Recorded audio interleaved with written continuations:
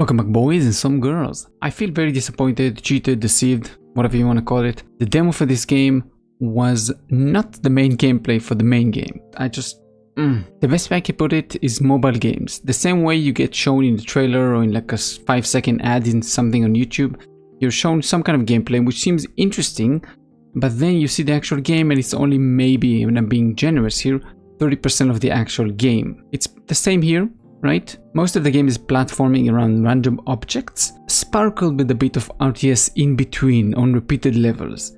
I will give credit to the devs though. Whenever you play the RTS parts, it is kind of fun, but definitely it lacks some quality of life stuff. Anyway, let's begin. The subject in this video will be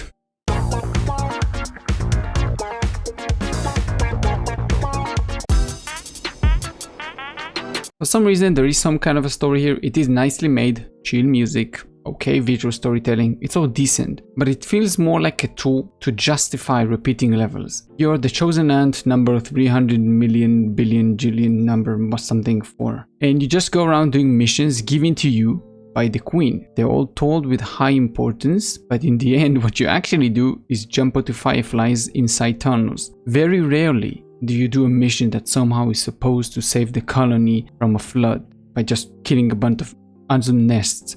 It doesn't make any sense, but that's kind of my opinion about the story. It hinders the game, it doesn't make any sense.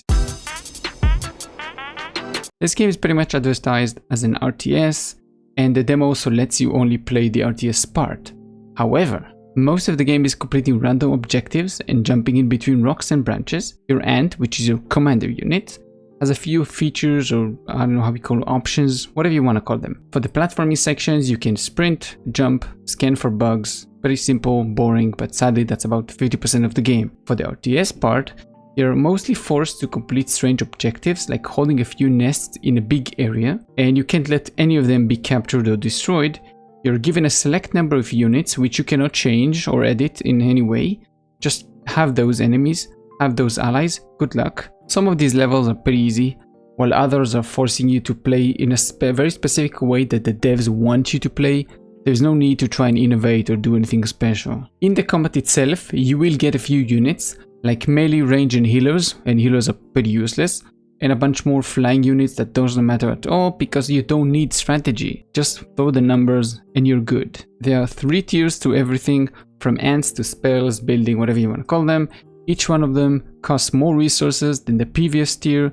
You upgrade those ants and buildings by unlocking a building that lets you build higher tier stuff, and you repeat that for 3 tiers, and that's pretty much the whole game for the upgrading stuff. Some of the buildings are things like economy stuff, army stuff, defenses or spells or skills as they're called in the game. There are 2 resources to manage, food and wood, which rhyme, that's nice. Each building takes a different variation of those 2, and as said before, higher tier stuff require more resources. To be honest, I can continue to detail more and more what the game has in it, but there is no need for it.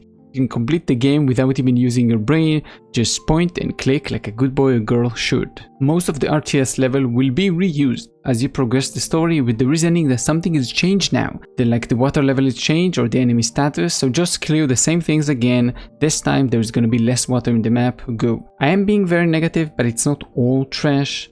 The sense of scale is fun to experience. Seeing the world from the view of an ant or a small creature gives you a different perspective on how things are like whenever you see a bug crawling or something and it goes like back and forth to actually assess what the object is. You have the same feature in the game. You can explore objects to add them into your library of collections, which hold no importance besides completion goals. There are quite a few quality of life problems with this one that should have not existed in the demo, let alone the main game. I said so in my first impression video, whenever I played the demo, like I don't know when. Very basic things feels like a chore. Stuff like upgrading your legions without having to go all the way back like half of the map, or giving us an aerial view so you can actually manage a few armies in a large map. Because if you don't, then I just keep hitting wrong things. Just some small changes that actually changes a lot of stuff. I think visuals are the only part that I'm willing to give a 9 on, and I only took 1 point away just because of the repeated level use of the same maps again and again. Just again slap a different color on them and here we go, a new map.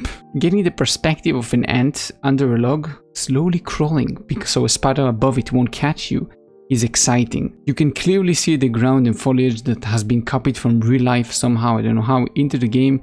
It is very realistic and I love it. The whole theme of it is very nice. Short and simple is how this performance segment should always be. I experienced 0 bugs, glitches, freezes, just whatever you want throughout the whole playthrough, demo included. And just a small heads up, sometimes you will attach to things you don't necessarily want to, just keep an eye out for that. For the monetization, the game costs $42 or $53 if you're getting the early access version, which gives you a few day early access. This is all converted from my currency, so I'm not exactly sure how much it will be for you, so you have to check obviously. But in my opinion, this is way too much for the game. I would say maybe $20, $30, that's pretty much it for what the game has to offer. It has so many repeating quests that either have you jumping on random bugs inside tunnels or just catching fireflies or catching butterflies, anything that with the flies at the end. And even with all this like strange objective completion and all this bloat and filler, it is just 15 hours like from the start to the end of the story. Of course you can do multiplayer if you want to, but that's pretty much what you have in the game right now. It's way too much for what it is. I didn't even speak about how much I hate early access, like, oh, pay me a few more and I'm gonna give you a few more days to play. It's a single player game. Like, why? What's the what? Besides though, there are no other monetization methods that I saw. You cannot sell or buy anything else. That's it. This game starts out fun and amazing, but after a few hours it turns into, I think I've already seen that, you know? And after a few more, it turns into, come on, I just saw this map an hour ago. Or, didn't I already catch 4 fireflies? Best comparison I can make is watching some random shonen anime. It is somewhat interesting, but there is so much filler around it that you cannot help but feel frustrated. And unlike animes, you cannot skip the filler episodes here, you experience them in full. Strategy is not needed in this supposed RTS game. Just aim your ants somewhere and just wait for the health bars to disappear. Pretty simple. Only doing one mission I actually had to try, and it was because I was forced to play with a selected set of units that wasn't mine, what the game actually gave me, without the ability to change them. Overall, controlling your ants feels bad. You cannot group them into smaller groups to control like different sets of points, which is pretty like obvious that you have to do that if you're gonna attack me from different directions. You can only select all of them or one of them. That's it, pretty much it. Another one is you cannot upgrade your units without running all the way back to the nest, which is again sometimes at the very start of the map around there.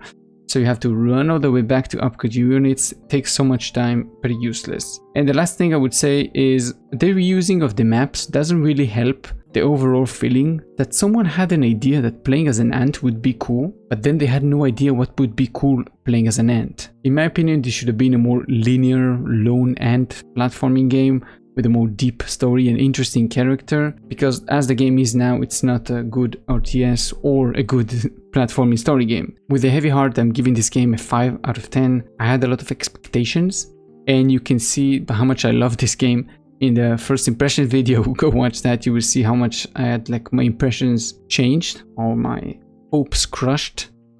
It's truly a shame, but that's pretty much it. Don't know what to say besides that. I'm kind of disappointed. I hope you enjoyed this one. If you did, thank you. If you didn't, let me know why below. Why didn't you like it? Keep us safe. See you in the next one. Bye bye.